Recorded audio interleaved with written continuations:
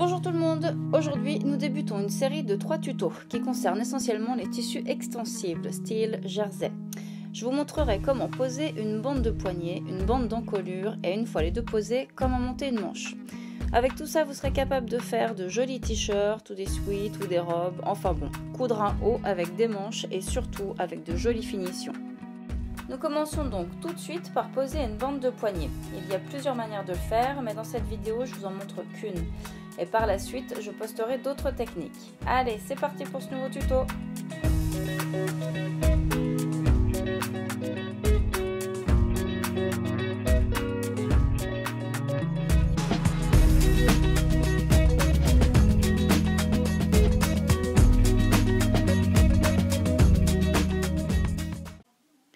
On commence. Pour débuter ce tuto, il nous faut des manches découpées dans du jersey et deux bandes rectangles découpées soit dans le même jersey que la manche, dans le biais ou dans le droit fil, soit dans du bord-côte. La technique sera la même.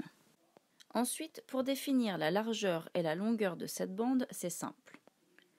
Pour la largeur, vous faites comme bon vous semble, selon le rendu que vous souhaitez. Simplement, cette bande sera pliée en deux. Donc, si vous voulez une bande de poignet de 3 cm une fois cousue, il faudra couper une largeur de 7 cm environ, marge de couture comprise, soit 3,5 cm de large une fois la bande pliée, moins les 0,5 cm de marge de couture, nous aurons bien une bande de poignet de 3 cm restant quand elle sera cousue à la manche. Pour la longueur, pendant la couture, nous allons tirer sur cette bande. Prévoyez donc simplement qu'elle soit 3 à 4 cm plus courte que le bas de votre manche à coudre, selon le rendu que vous souhaitez avoir, soit une manche un peu large au poignet, soit une manche plus resserrée type sweatshirt. Si votre bande dépasse un peu une fois cousue, vous pourrez toujours découper le surplus. Il existe cependant une règle que vous pouvez appliquer, qui est longueur du bas de manche fois 0,70, qui correspond donc à la longueur de bande de poignet à découper. Vous savez tout, on passe maintenant à la pratique. Pour commencer, on va venir fixer la bande de poignet au bas de la manche avec deux aiguilles, pour être sûr que la bande tienne suffisamment quand on aura à tirer dessus au moment de la couture avec la machine. Pour la couture de mon poignet, je vais utiliser un point overlock qui est ici. J'oublie pas de me mettre là en point extensible, en mode extensible. Et ici, de monter la largeur de mon point entre 3 et 4. Vous pouvez aussi faire cette couture au point droit, mais au point droit extensible.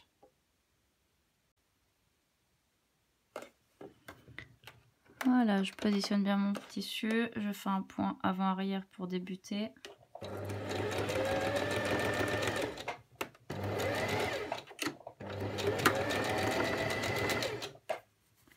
Et ensuite, je tire sur ma bande pour venir rejoindre là le bout.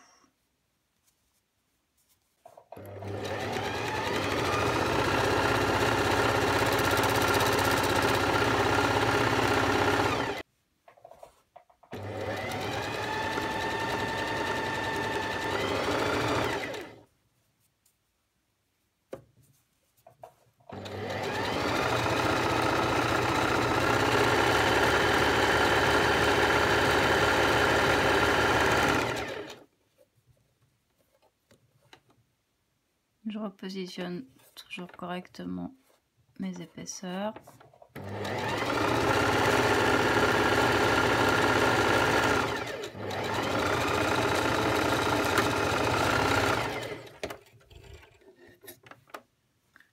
Et voilà, on a notre bande de poignet qui est posée.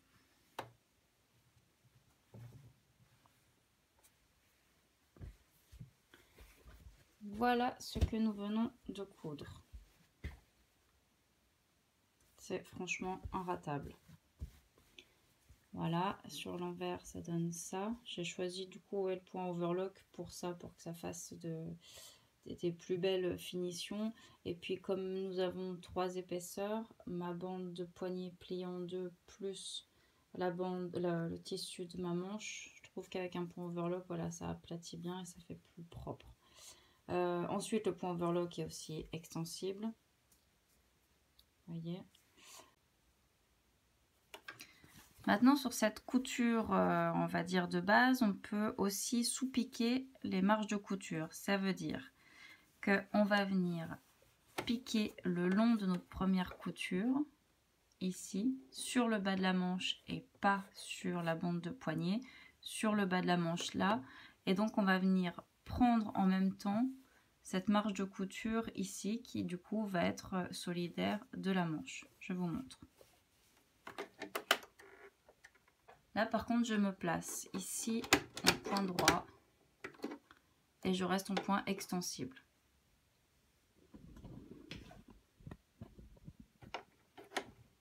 Et évidemment je réduis ma largeur de point. Je la mets à 0.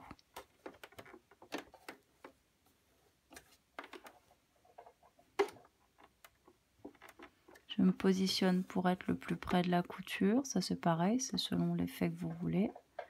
Et on y va.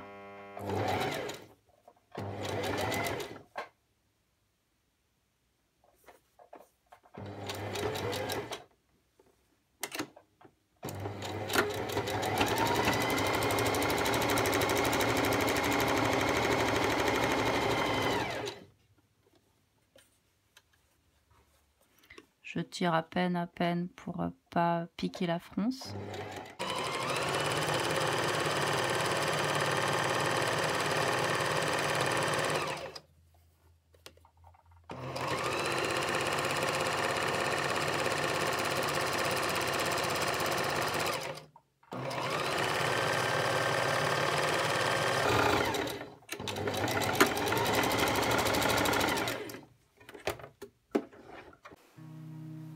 Et voilà, ce tuto est terminé.